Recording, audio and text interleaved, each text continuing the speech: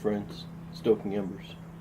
This morning I'm using my Peterson Church Warden. I think it's a D15 bowl, and the blend is going to be some more of that esoteric Hastings that Bulldog Piper gave to me in that deal. I've always kind of enjoyed this bowl.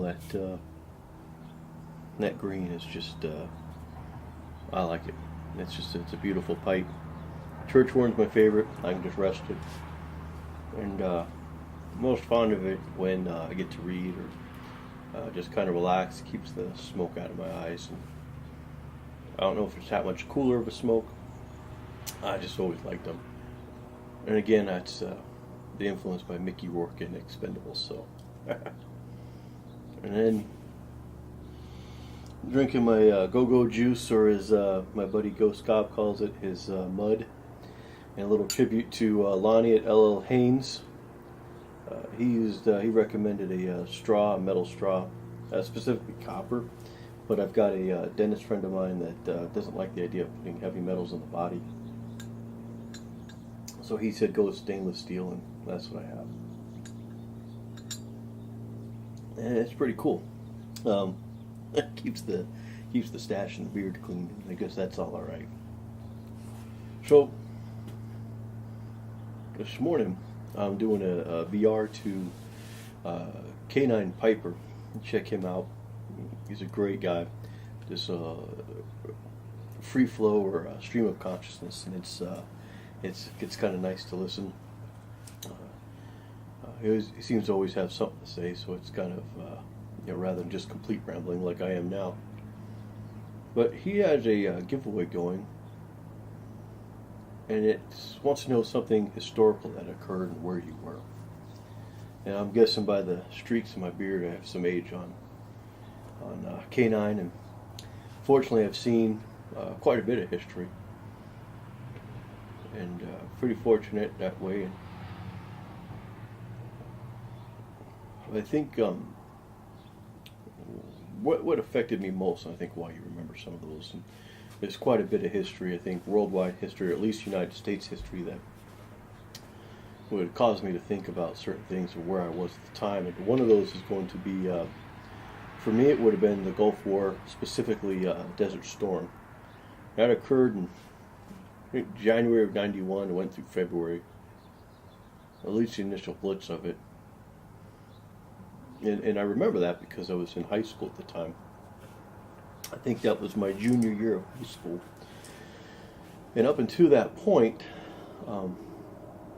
war was really something that you played. And it was something that my family had done, My maternal grandfather was World War II. I'll put his picture up, find a good spot to place him in. And he stormed the beach of Normandy, was bombed in his foxhole, and had quite the stories to tell. But that will lead to that as the interesting part. We've had family members from World War II, Korea, Vietnam, and it just was never discussed at the house. Nobody really talked about their military service. Nobody discussed what war was like, and even when school projects would come around and the teachers, you're supposed to interview a family member, veteran, about conflict or war. And you would just get told, yeah, we were there. And I was in the Army or the Navy, and whatever branch, Air Force. So, Desert Storm happens. And leading up to it, there's a big Cold War. The Cold War is still in effect between the United States and Russia. And so up until then, war wasn't really discussed in our house. Military service was a point of pride, but it wasn't, the men didn't discuss it. It just wasn't done. And so this storm happens. I'm in high school. We all know what's going on. And what I specifically remember is that, we went to war with Iraq, and there was some 25 coalition forces that were going at the time. United States, United Kingdom, France, Kuwait, Saudi Arabia, and amongst others. And of some 900,000, close to 1 million troops, 700,000 of the United States. So we had quite a bit of force in there. And for the first time it became real because there were classmates in high school now had brothers that were heading off to combat. And there were people who were worried about it. They were concerned that their brothers weren't going to come home. And that caused quite a bit of tension, and then we didn't have guidance counselors, well, we had them, but they didn't have feel-good moments about what bothers you and what's going on. And so that left kids to do for themselves on what they wanted, how to resolve the issues. And unfortunately, at that time, we had a large contingent of Middle Eastern students, and I couldn't tell you from what country they were. Although I did have a good friend that I believe was Saudi Arabian.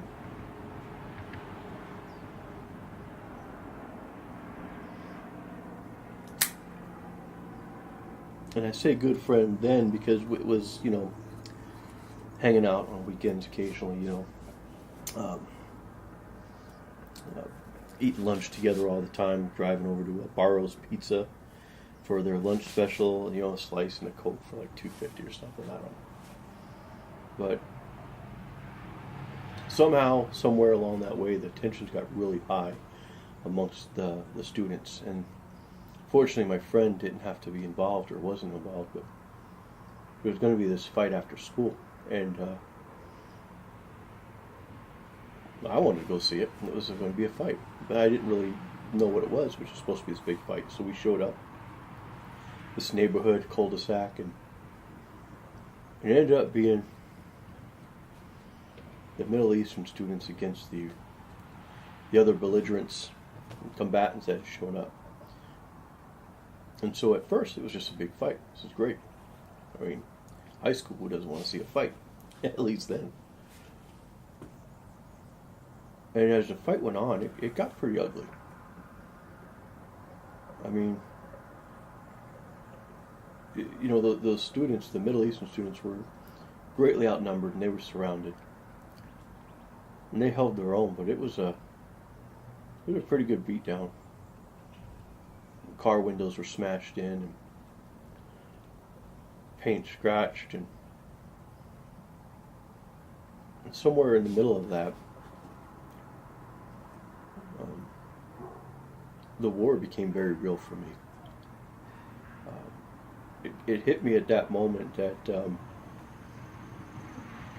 these other classmates of mine were upset because they're worried about their brothers, and that they were combating Middle Eastern students, which had nothing to do with the war itself.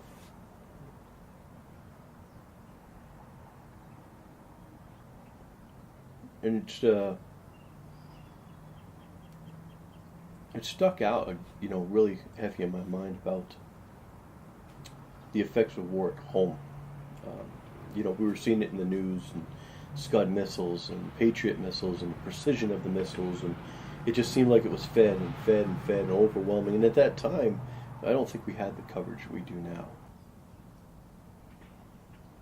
And that, I guess that kind of affected me from that point forward, when people talked about going to war,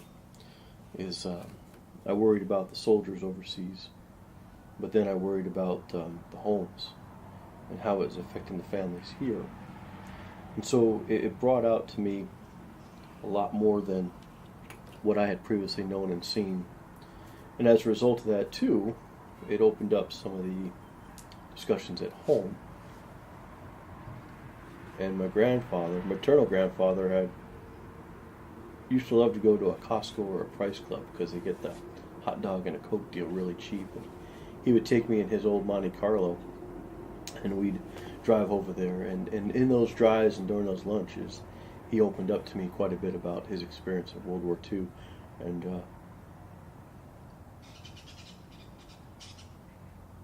without going too much in detail on his stories, one of the ones I'll share I thought was kind of funny is he says he was illiterate. He couldn't read, couldn't write. He knew how to find his way around because he'd been there before and would look for landmarks. So anyways, he gets a letter from my grandmother, and he's in his foxhole.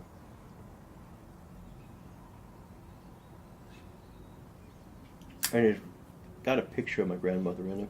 And as he's looking, his buddy's reading to him the letter. A shell goes off near the foxhole, knocks him out. Long story short of it, to that day, before he passed, my grandfather wasn't pissed or upset about the bomb going off, the shell, but rather he swore that there was some German out there that had a picture of his wife. That just really cheesed him off.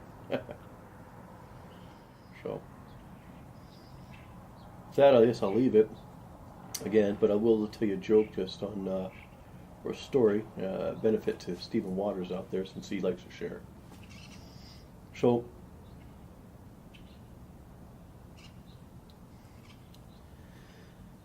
this guy stops off in a convenience store and picks himself up 2 6-packs of beer to bring home for the week. And walks out to the gas pumps where he's parked his car and begins to put gas in it. And at the pump adjacent to him is this beautiful woman, drop dead gorgeous. And she sees him carrying the beer. And she's eyeing that beer in this car, approaches the man and says, "You know, I believe in the barter system, and I'd like to trade you some sex for that beer." And the man thought and said, "Well, what kind of beer you got?"